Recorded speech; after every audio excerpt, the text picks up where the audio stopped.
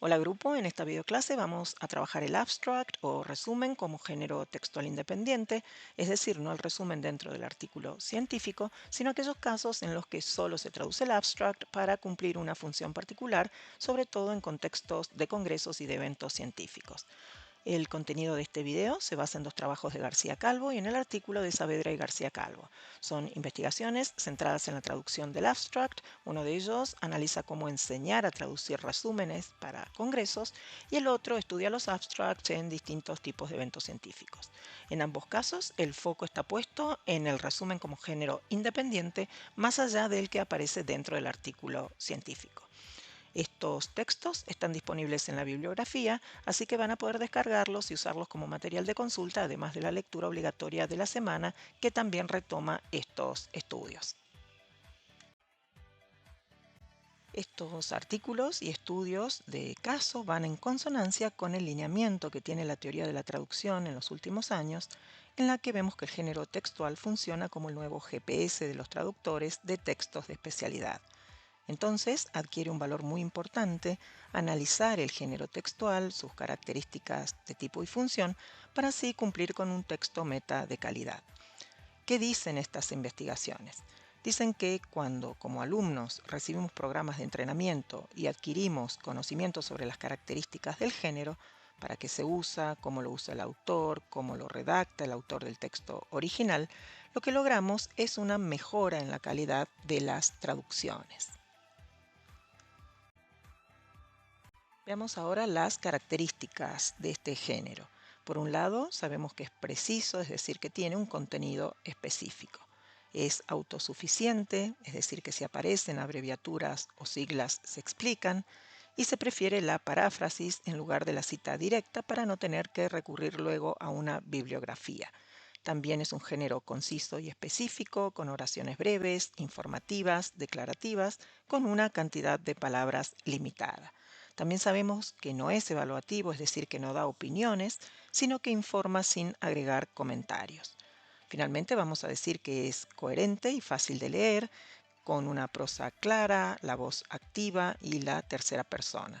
Se usa el tiempo presente para mencionar resultados y conclusiones y el pasado simple para describir la metodología utilizada. Estas son características intratextuales que nosotros venimos analizando como convenciones de género. Vamos a ver que el abstract replica la superestructura canónica del artículo científico con una introducción, el método, los resultados y las conclusiones.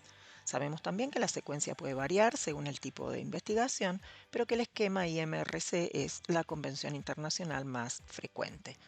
En este punto vemos que aparece una conexión clave con la teoría de los movimientos retóricos, que propone que cada género académico se organiza en movimientos y en pasos que cumplen funciones comunicativas específicas. Vamos a ver también que no todos los abstracts son iguales, ya que varían según la disciplina y el tipo de artículo. Por ejemplo, en una revisión de literatura, el método va a ser la búsqueda bibliográfica, mientras que en un estudio de caso va a haber un sujeto muy definido. También influye si la investigación está concluida o todavía está en curso. Vemos ahora al Congreso como un evento comunicativo complejo. Vamos a ver que intervienen por un lado las personas que van a exponer, es decir, los participantes del discurso. En un primer lugar, el científico que quiere comunicar su investigación o su resultado. Por otro lado están los árbitros del Congreso, que son los que deciden quiénes participan y quiénes no. Y finalmente el público que va a asistir. Sabemos entonces que estos participantes comparten relaciones, conocimientos y recursos en medio de un contexto del discurso, que es dónde ocurre, en qué lugar, en qué idioma. Finalmente, encontramos lo dicho en el discurso, es decir, con qué propósito se dice, qué se logra y cuál es la finalidad que se busca. Vemos entonces que el propósito de un abstract en un evento comunicativo como el Congreso va a ser doble. Por un lado, que el comité evaluador acepte la investigación. El científico va a enviar su resumen para que los árbitros decidan si se expone o no en el Congreso. Entonces, en un primer momento va a buscar convencer a estos árbitros. Una vez aceptado, la finalidad va a cambiar y va a ser representativa, que es la de informar al público el resultado del estudio o del caso. La función del lenguaje que predomina es entonces la representativa. Y es aquí donde resulta fundamental relacionar el texto con el contexto. Nord nos recuerda que no hay traducción sin contexto.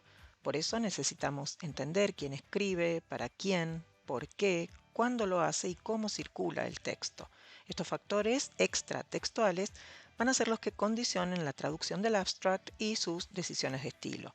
Podemos preguntarnos entonces quién es el autor del texto, qué variedad dialectal de inglés habla, si es hablante nativo o no, y siempre es fundamental tener en cuenta cuál es la función del texto. Por otro lado, la teoría de esta semana nos va a invitar a reflexionar sobre los factores o convenciones intratextuales del texto. El tema, la intención del autor, la tipología textual expositiva, la función del lenguaje con la cual logra esa intención, que es representativa, la temática y los elementos no verbales involucrados. También vamos a encontrar oraciones enunciativas, para qué se usan los tiempos verbales, para qué se usa el presente o para qué se usa el pasado simple, y también vamos a ver las características prosódicas del texto y su superestructura. Vemos en pantalla algunas de las convenciones intratextuales del género y que, como ya dijimos, vamos a ver que el resumen repite la superestructura de la parte canónica del artículo de investigación. Esto también significa que se van a repetir las convenciones del artículo científico dentro del abstract, incluso cuando este resumen tiene como finalidad un evento científico. Esto ocurre porque muy posiblemente se redactó en primera instancia para acompañar al artículo completo. Y antes de cerrar, necesitamos sumar un elemento clave que son las guías de estilo. Sabemos que en los resúmenes para congresos suele haber una superestructura más o menos estandarizada, aunque esto no significa que exista una normativa universal. Lo que sí vamos a ver que existe son las pautas de estilo específicas que están dadas por el congreso, el comité organizador o bien en otros casos por la revista que va a publicar. Y aquí sí hay algo muy importante para nosotros como traductores. Entendamos que estas no son pautas del cliente, sino pautas del espacio donde ese cliente va a necesitar publicar. Es por esto que debemos aprender a trabajar con guías de estilo externas y aprender literalmente a integrarlas en nuestras decisiones de traducción. Esto va a implicar leer atentamente la guía, ver qué nos exige en cuanto al límite de palabras, al formato de las referencias, a la ortotipografía, a las restricciones de las abreviaturas y a partir de esto analizar cómo estos aspectos condicionan lo que yo puedo o no puedo hacer en mi texto meta. A veces esta adecuación requiere usar técnicas o estrategias de traducción, como por ejemplo expandir, reducir, explicitar, y hasta incluso reorganizar la información para que quede ajustada a la superestructura que pide un determinado congreso. Vamos a trabajar sobre todo en esto porque forma parte del encargo profesional real. De cierre, vamos a decir que el abstract es un género breve, pero altamente estructurado y funcional, por lo que traducirlo bien va a requerir entender su propósito, su estructura y también su contexto. Esta semana entonces vamos a aplicar todo esto en el trabajo práctico, así que les recomendamos revisar estos lineamientos mientras avanzamos con este trabajo práctico. Hasta aquí este video. Por cualquier consulta los espero en el foro de avisos. Saludos.